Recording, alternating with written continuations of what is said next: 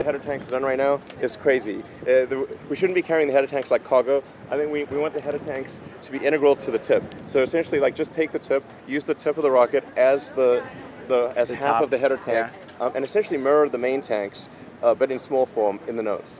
So just have two domes, and have the oxygen and fuel in the tip of the rocket.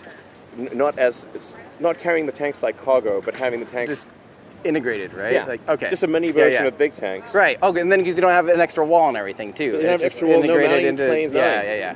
Gotcha. Like in the early days of rocketry, like V2, whatever, like the fuel and oxidizer tanks were carried like cargo in the aeroshell. Oh, really? Yeah. In the early days of aircraft and rockets, the propellant tanks were carried like cargo. Right. And now modern rockets, rockets and airplanes, like the wing is just a fuel tank in wing shape. Yeah. This is the fundamental design change. We moved the mass to the outside. We created an exoskeleton.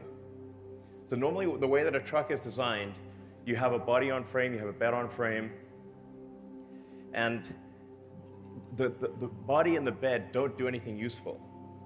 They're carried like cargo, like a sack of potatoes. It was the way that aircraft used to be designed, when they had biplanes, basically.